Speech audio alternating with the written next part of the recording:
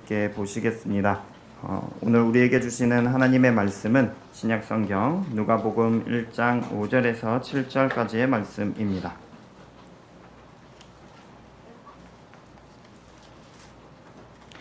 신약성경 86페이지에 있습니다. 신약성경 누가복음 1장 5절에서 7절까지의 말씀입니다. 살아계신 하나님의 말씀에 귀를 기울이시기 바랍니다. 하나님의 말씀을 봉독합니다.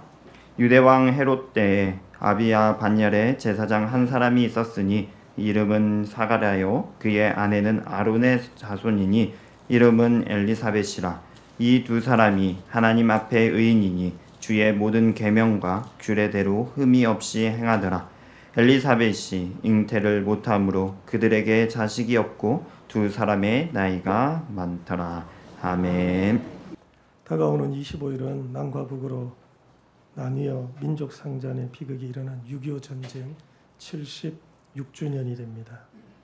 전쟁은 수많은 사람의 생명을 빼앗았고 상하게 했습니다. 그리고 가족들이 흩어지게 만들었습니다. 생활터전은 폐허가 되고 우리 나라를 가난하게 했습니다. 남과 북은 여전히 적대적으로 대치하고 있습니다. 남과 북이 평화 공존의 길을 이루어갈 수 있도록 이 나라 이민족을 위해서 기도해야 합니다. 수요일 날 여전대 주관으로 평화와 화해를 위한 기도회가 있습니다. 함께 하셔서 이 나라 이민족을 위해 기도의 손으로 모아주시기 바랍니다. 또 오늘은 전반기 소모임 마지막 시간입니다. 교회의 본질 중 하나가 사귐과 교제입니다. 예수께서 12제자를 부르셨고 그들과 3년의 세월을 보내셨죠. 내가 너희와 영원히 함께하리라 하셨습니다. 그래서 교회의 본질이 사귐, 교제, 함께함입니다. 그러므로 우리가 교회가 구역과 소모임으로 모입니다. 예수와 함께 하기에 다른 제자들과 함께 하는 것, 예수와 교제하기에 다른 제자들과 함께 교제하는 곳이 교회입니다. 따라서 우리는 모임에 소속되어 교제해야 합니다. 교회의 본질인 함께함, 사귐에 참여해야 합니다. 모여서 예수 안에서의 사귐을 전반기 소모임은 마치지만 구역과 소모임을 통해 꼭 가져주시길 바랍니다. 그리고 수고한 성김이를 주께서 기억해 주시길 원합니다. 함께 그리스도의 몸을 이룬 귀한 지체들에게 서로 감사하십시오. 그리고 서로를 위해 기도하십시오. 그러므로 그리스도의 몸을 건강하게 세우는 우리 교회가 되길 바랍니다. 오늘도 우리의 창조자 구원자이신 성삼위 하나님을 즐거워하며 예배하는 성도에게 하늘의 양식이 날마다 비같이 내리고 생명수가 강같이 날마다 흐르기를 축원합니다. 지난 주일에 누가가 알고 있는 바를 더 확실하게 하려고 복음서를 기록한다 전했습니다. 그리고 누가는 복음서의 시작을 의인으로 시작합니다. 5절 6절 말씀을 보십시오. 우리 5절과 6절 말씀을 함께 봉독하겠습니다. 시작. 유대왕 헤롯 때에 이름은 사가랴요 아론의 자손이니 이름은 엘리사벳이라. 이 두 사람이 하나님 앞에 의인이니 주의 모든 계명과 규례대로 흠이 없이 행하더라. 아멘. 누가가 복음서를 기록하며 두 사람을 소개하는데 그 두 사람이 하나님 앞에 의인이다 라고 기록합니다. 의인은 정말 귀하고 중요합니다. 왜 귀하고 중요할까요? 창세기 18장에 하나님께서 아브라함에게 소돔과 고모라에 대한 부르짖음이 크고 그 죄악이 심히 무거워 내가 보고 알려하노라 알려주셨습니다. 그러자 아브라함이 하나님께서 소돔과 고모라를 그 죄로 인해서 심판하려 하시는구나 깨달았습니다. 이 사실을 알고 아브라함이 가만히 있을 수가 없었죠. 즉각 하나님께 기도합니다.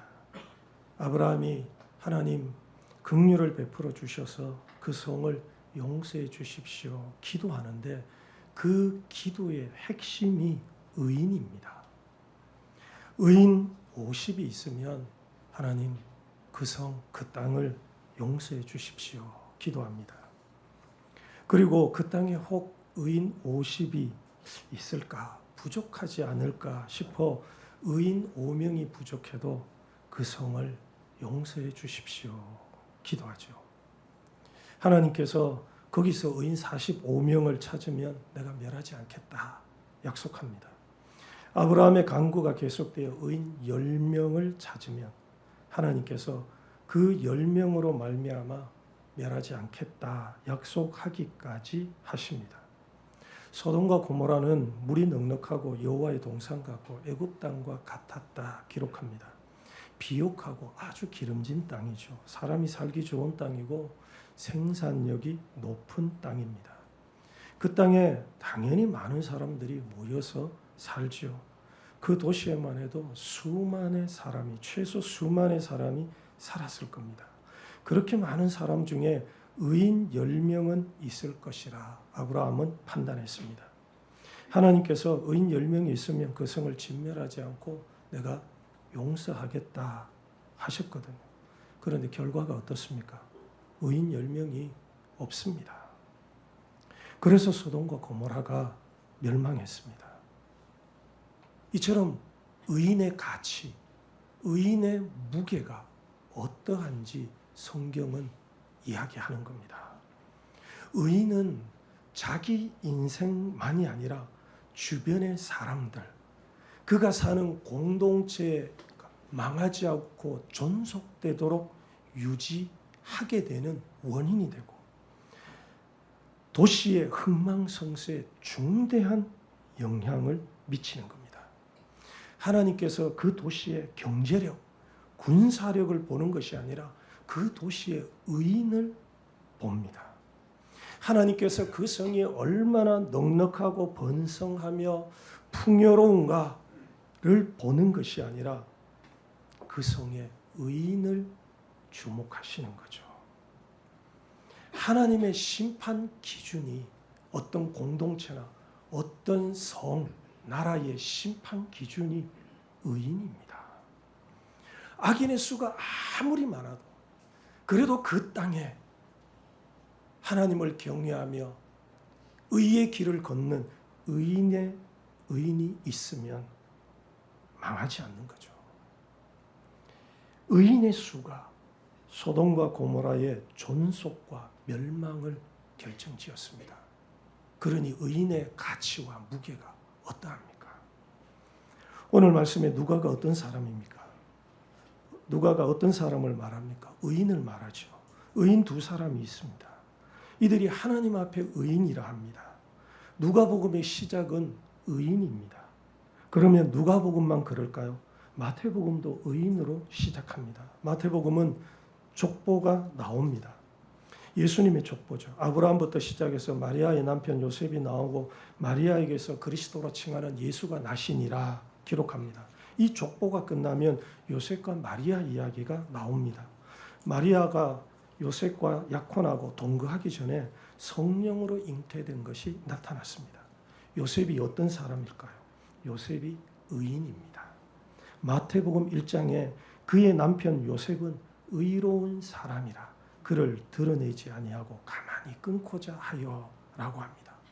요셉은 의인입니다. 그러면 보이십니까? 마태와 누가복음이 어떻게 시작되는지 공통점이 보이나요? 마태는 의인 요셉을 말합니다. 누가는 의인 사가랴와 엘리사벳을 말합니다. 그러면 마가복음과 요한복음은 어떻습니까? 서론이 끝나고 나면 마가는 세례 요한, 의인 요한을 말하죠. 요한복음도 태초에 말씀에 계시니라 해서 이 서론이 끝나고 나면 의인 요한부터 시작합니다. 그래서 사복음서가 공통적으로 의인으로부터 출발하게 됩니다. 하나님의 역사, 하나님의 구원 역사가 누구를 통해 시작되고 이루어지는가를 말하는 거죠. 의인입니다. 하나님께서 의인을 찾으시고 의인을 통해 일하시는 거죠. 하나님을 경외하며 그의 말씀을 따라 사는 의인을 쓰십니다. 창세기 6장에 노아가 살았던 시대 보십시오. 이 성경에 노아가 의인이라고 최초로 표현됩니다. 그때 어떠했습니까? 그때 온 땅이 하나님 앞에 부패하여 포악함이 땅에 가득했다고 합니다. 모든 혈육 있는 자의 행위가 부패했습니다. 이런 시대에 노아가 어떤 사람이었는가? 창세기 6장 9절에 노아는 의인이고 당대의 완전한 자고 그는 하나님과 동행했다라고 기록합니다. 가장 먼저 나오는 단어가 노아는 의인이다라는 겁니다. 세상의 부패에 물들지 않은 의인이었습니다. 하나님께서 의인 노아에게 방주를 지으라 명하셨습니다. 노아가 의인이기에 하나님의 말씀에 순종하여 방주를 짓습니다. 이처럼 하나님께서는 의인 노아를 통해 세상을 그래도 보존하기로 결정했습니다. 이 세상에 포악함이 가득하고 모든 인생이 부패하고 썩었는데 의인 노아 한 사람으로 인하여 하나님께서 세상을 보존하기로, 인생을 보존하기로 결정하신 거죠. 하나님께서 그의 재산, 학위, 능력을 보는 것이 아니라 그가 의로운가를 보십니다. 의로운 사람, 믿음의 사람을 통해 하나님은 세상에 그의 생명의 역사, 그의 구원의 역사를 이루시기 때문입니다. 오늘 말씀에 나오는 사가랴와 엘리사벳이 의인이죠. 예수님의 아버지 요셉도 의인이었습니다. 그러면 예수님의 어머니 마리아는 어떨까요? 마리아가 의인이라는 말은 없습니다. 마리아의 위대한 믿음이 나오지요. 그런데 믿음이 무엇입니까? 믿음은 하나님의 말씀을 듣고 지키는 것이 믿음입니다. 따르는 것이 믿음이죠. 그래서 믿음이 좋다는 것은 하나님의 말씀을 듣고 잘 따르는 사람이라는 것을 말합니다.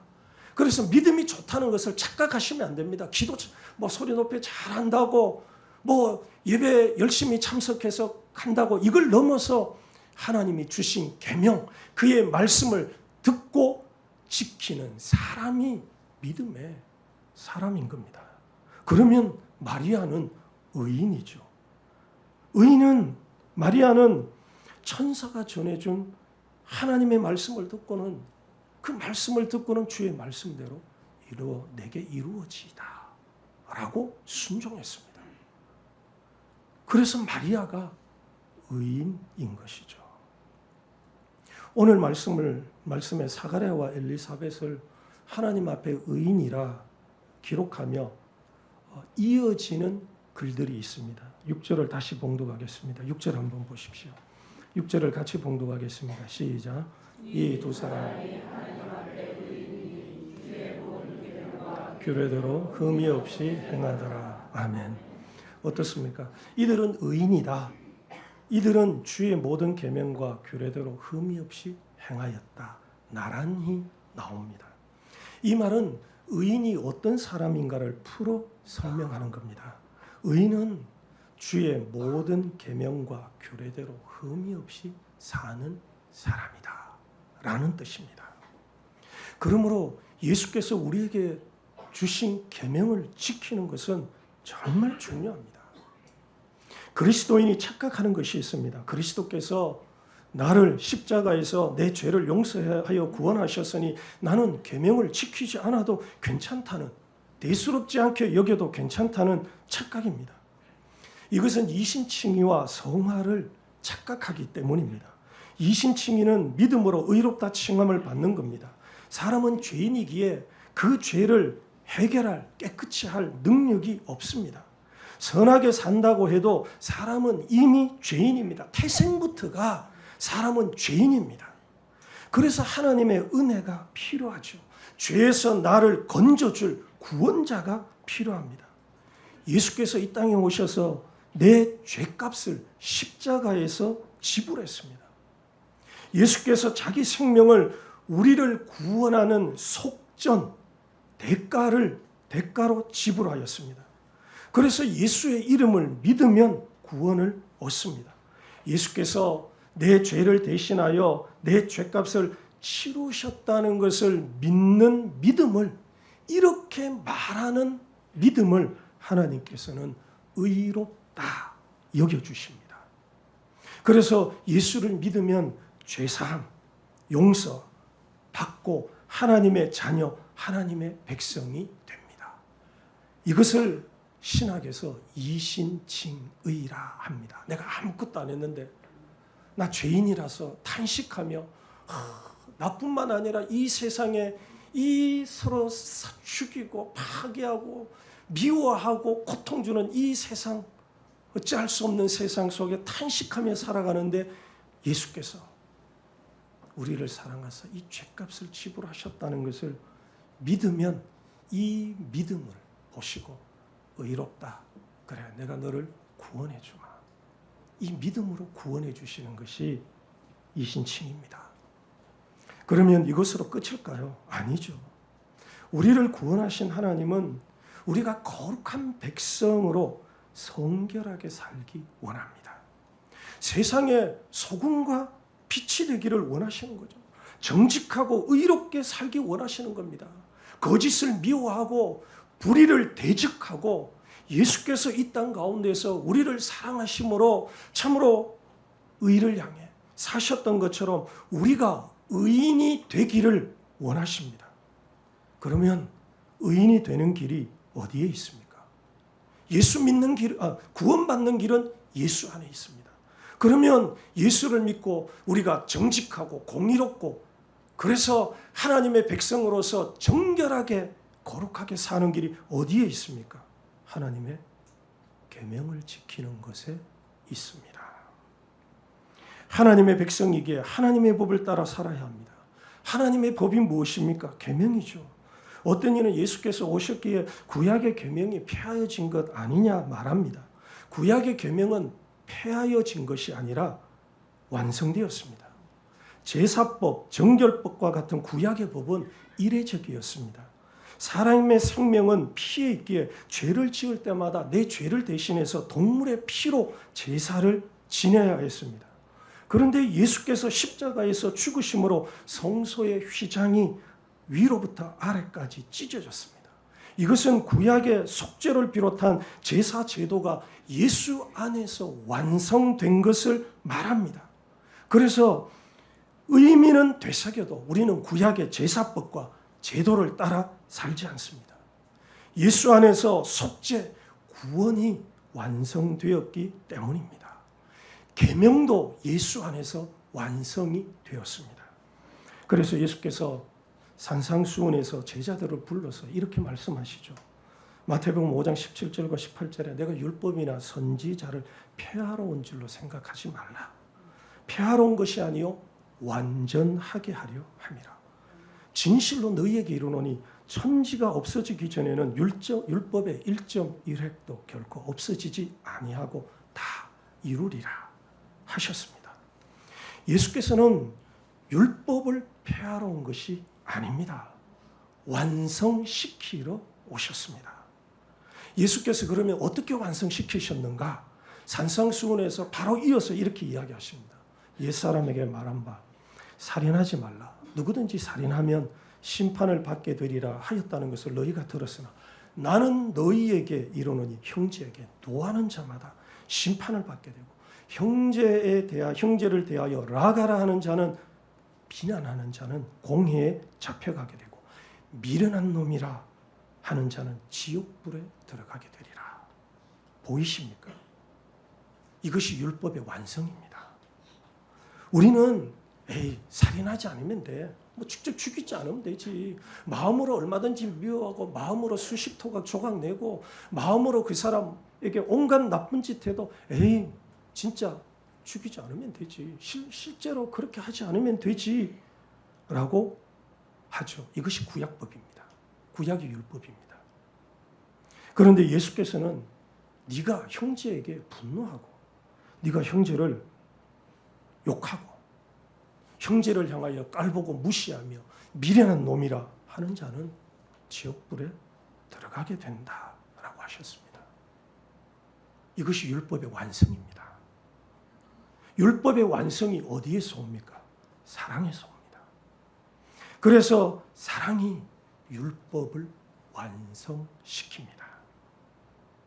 예수께서 주신 최고의 계명, 새 계명이 사랑하라. 너희가 서로 사랑하라이죠. 따라서 예수를 믿고 예수의 사랑을 알게 되고 예수께서 말씀하신 영적 거룩함, 삶의 거룩함에 이르기 위해서는 이 사랑의 계명을 지켜야 합니다. 어떤 일을 하든지 어떤 사람을 만나든지 그 사람을 사랑의 계명으로, 사랑으로 말하고 사랑으로 일하고 사랑으로 대하는 이 사랑의 계명을 행하는 자죠. 하나님이 세상을 사랑하신 것처럼 예수께서 우리를 사랑하신 것처럼 끝까지 사랑하신 것처럼 사랑으로 말하고 사랑을 나타내는 사람이 의인입니다. 물론 정직하고 거짓을 미워하고 불의를 향하여서 옳지 않음을 말하는 것은 당연하죠. 이런 사람이 성화, 거룩함에 이른 의인입니다. 주님께서는 우리를 십자가 사랑으로 부르셔서 이런 의인이 되게 하시는 겁니다. 이런 의인으로 살도록 우리를 연단하고 훈련시키시는 겁니다. 하나님을 사랑하고 이 계명을 지키는 자가 이 거룩함에 이르게 됩니다. 이것을 성경에서는 예수님을 본받았다, 예수님의 마음을 품었다라고 말하는 기도하는 거죠. 자, 그러면 생각해 보십시오. 여러분은 성화의 차원에서 의인입니까? 예수를 믿어서 이신칭이 내 죄값은 내가 어떻게 할 수 없기에 예수께서 내 죄값을 십자가에서 사하여 주신, 지불하신, 그래서 예수 믿기에 그 믿음을 의롭다 하셨기 때문에 그렇게는 의인인 것 맞습니다. 그러면 정말 예수께서 말씀하신 그 말씀을 조차 행하고 그 말씀을 따라 삶으로 여러분의 삶에 옛사람을 벗어버리고 진실과 거룩함과 의에 이르는 그런 의인이 되셨습니까? 사가랴와 엘리사벳을 의인이라 말할 때는 이들이 하나님의 계명을 지키고 정말 흠이 없이 살려고 한 그 삶을 말하는 겁니다. 이들은 무늬만 하나님의 백성이 아닙니다. 그저 예수 믿는 신용을 내는 사람이 아닙니다. 이들이 살던 때는 헤롯 왕이 통치하던 시대였습니다. 헤롯 왕은 악한 왕이죠. 헤롯은 백성들에게 높은 세금을 부과하고 그래서 고통을 주고 폭정을 일삼으며 백성들을 통제했습니다. 헤롯이 자기 왕권을 지키고자 행한 끔찍한 일은 역사서를 찾아보지 않아도 마태복음 2장에 바로 나옵니다. 베들레헴에서 태어난 2세 이하의 아이들을 모두 살해했습니다. 자기 왕권을 지키고자 학살한 거죠. 이런 악한 통치의 시대에 두 사람은 하나님을 사랑하고 그의 계명을 따라 사는 참된 이스라엘, 참된 유대인이 되었습니다. 마음에 간사가 없는, 마음에 더러운 것을 품지 않는, 정말 사람을 대할 때 이중적이지 않는 그런 의인이었다는 거죠.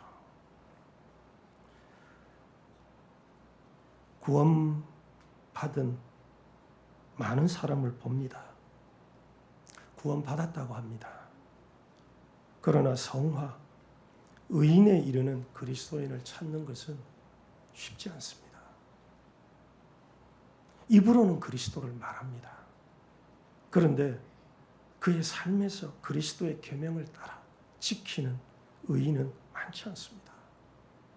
여전히 이에는 이, 눈에는 눈으로 누군가 나를 싫어하면 나도 그를 미워하고 누군가 나를 손해보게 비난하거나 이야기하면 나 여전히 그 사람을 증오하고 나도 똑같이 그 사람에게 악을 행하고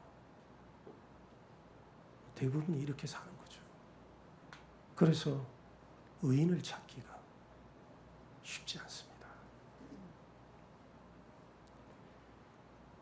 하나님께서 예수님을 보내는 구원 역사를 시작할 때 그 구원의 길을 이제 시작할 때 누구를 사용하십니까? 의인이죠. 마음의 중심으로 하나님을 따르고 진실하며 정직하며 깨끗한 하나님을 따르는 계명을 지키는 그 의인을 사용하시는 겁니다. 그리고 사가랴와 엘리사벳 두 의인은 하나님을 즐거워하며 기도하며 삽니다. 이들에게 자녀가 없죠. 자녀가 없다는 것은 당시의 흠입니다. 아주 큰 흠입니다.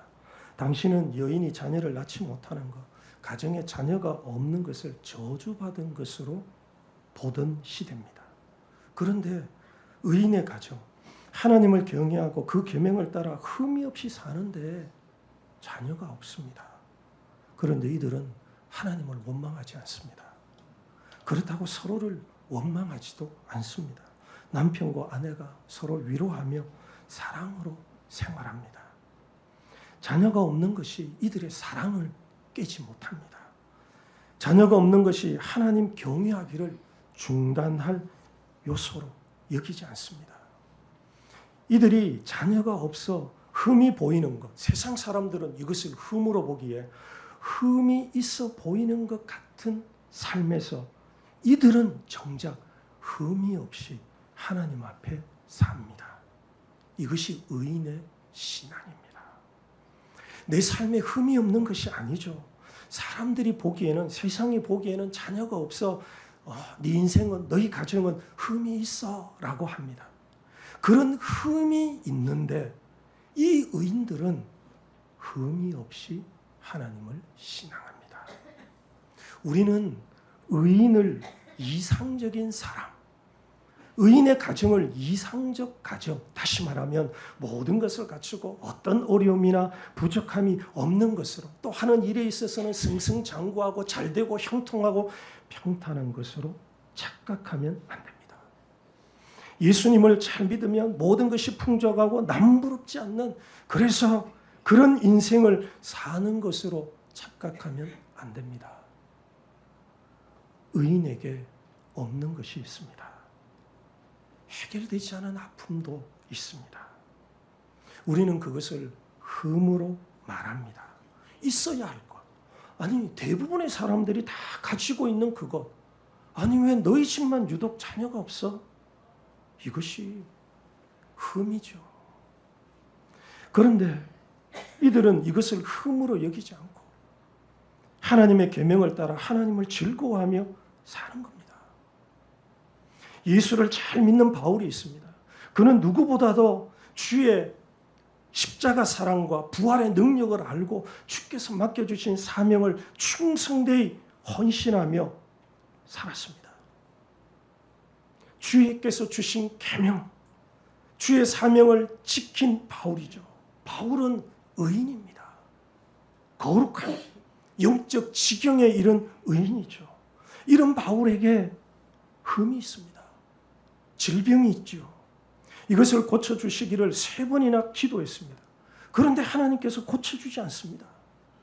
내 은혜가 내게 족하다 하십니다. 의인이면 완벽하다. 의인이면 예수 잘 믿어. 의인이면 모든 것이 좋다. 많은 복을 받아 풍족하는 이 고정관념에서 벗어나야 합니다. 의인은 하나님을 믿고 그 말씀을 따라 사는 사람입니다. 말씀에 의지하여 사는 거죠. 부족한 것이 있어도, 모자라는 것이 있어도, 다른 사람들을 보기에 너 예수 믿는데 왜 그래? 라는 흠이 있어 보여도 의인은 예수로 감사하고 예수로 충분한 것입니다. 주님 계시면, 주님 한 분, 나를 구원하신 길이요 진리요 생명이신 주님 한 분이면 되고 그 말씀을 따라 살면 그것으로 만족한 삶이 되는 거죠. 그래서 무엇을 많이 받고 누려서 잘 살아서 의인이 되는 건 아닙니다. 가난해도 연약해도 부족한 것이 있어도 흠이 있어도 기도를 놓지 않고 하나님을 즐거워하며 하나님이 주신 말씀을 따라 살기에 그 사람이 의인이죠. 그래서 의인을 찾는 것이 쉽지 않은 거죠. 사랑하는 여러분, 예수 믿고 구원 받으셨습니까? 그러면 주의 계명을 따라 흠이 없이 사는 성도가 되길 바랍니다. 주의 계명을 지키십시오. 예수께서 우리가 살아가야 할 삶의 정말 우리 생명과 같은 교훈, 계명을 주셨잖아요. 그 계명에 순종하여 살 때 우리 인생이 보석처럼 빛이 나기 시작합니다. 그 삶에 평안이 임하고 그 삶에 하나님이 동행하시며 함께 하시는 거죠. 하나님께서 의인을 통해 세상을 살리고 주의 일을 행하십니다. 우리가 하나님께 쓰임받기 원한다면, 우리 교회가 하나님께서 사용하는 통로가 되길 원한다면 우리가 주의 계명을 지키고 따르는 의의 길을 반드시 걸어야 합니다. 말과 행실에서 누구를 만나든지 어떤 일을 하든지 주의 계명을 따라 살아야 합니다. 사가랴와 엘리사벳처럼 주의 계명과 규례대로 흠이 없이 행하는 의인이 많아지는 교회가 되길 원합니다. 영적으로 자라고 순종해서, 그래서 하나님 앞에 의인들이 일어나 하나님 나라를 우리 안에 이루고 하나님의 선교 역사, 하나님 나라를 확장하는 일에 쓰임받는 성도와 교회 되길 축원합니다. 오늘 말씀을 기억하며 기도하겠습니다. 오늘 말씀을 기억하며 여기에 앉아있는 예배하는 대부분은 구원받은 의인일 것입니다. 그러나 거짓을 미워하고 불의한 것과 대적해 싸우고 악한 일에 대해서는 돌아서고 예수의 계명을 따르는 일에 있어서는 아직 여전히 우리는 옛사람의 모습을 벗어버리지 못한 것이 많습니다. 변화되어야죠. 달라져야죠. 그리스도께서 부르신 그 부름의 자리까지 우리가 성결함에 이르러야죠. 그런 의인이 되게 해주십시오 라고 자신을 위해서 기도하시기 바랍니다. 그리고 우리 중곡동교회 이런 의인이 일어나게 해주십시오. 그리고 우리 중곡동교회 예배당 건축 중인데 하나님 이 한 주간의 모든 또 철거 공정 가운데 함께 해주시기를 기도해 주시고, 우리 수고하고 섬기는 우리 건축위원들 위해서 기도해 주시길 바랍니다. 우리 1, 2분 정도 함께 소리내어 기도하겠습니다.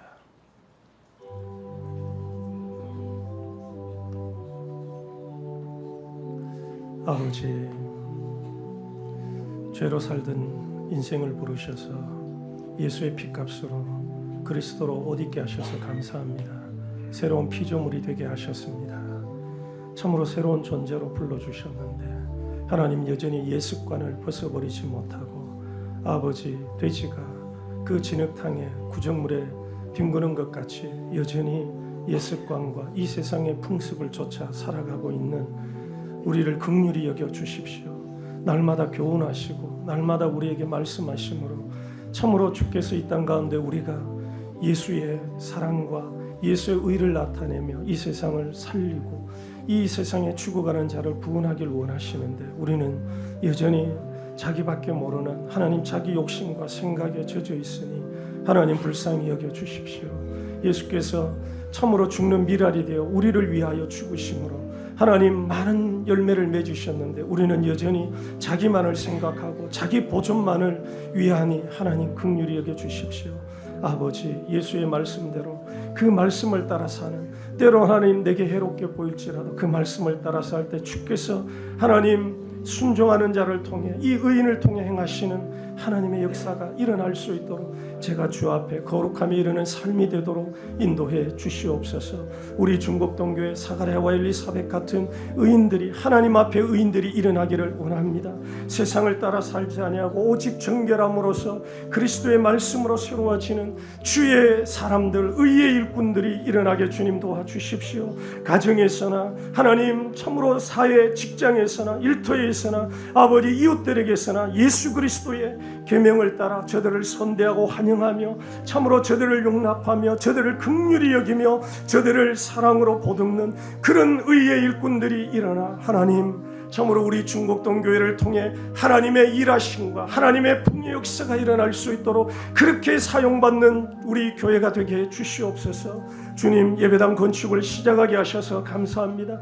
이 일을 통하여서 행하시는 하나님의 능력을 보게 하여 주시옵소서. 그리고 아버지, 이번 한 주간의 모든 또한 공정 가운데도 함께하여 주시고 안전하게 진행되게 하시며 소음과 분진과 여러 가지 하나님 일들로 인하여서 아버지 마음이 상하는 일이 없도록 이웃의 마음도 주님 지켜 주시옵소서. 앞서 수고하는 우리 건축위원들을 붙들어 주시고 아버지 그들이 기도하게 하시고 그들에게 총명과 지혜를 주셔서 영적 분별력을 가지고 하나님의 뜻을 분별할 수 있게 하시며 그들이 이 일을 감당할 때 기쁨과 즐거움으로서 감당할 수 있도록 도와주시옵소서. 이들이 한 마음 한 뜻을 이루게 도와주시고 그리함으로써 참으로 십자가를 지고 나아갈 때 하나님 주의 영광이 그들을 통하여 우리 가운데 임하게 하여 주시옵소서.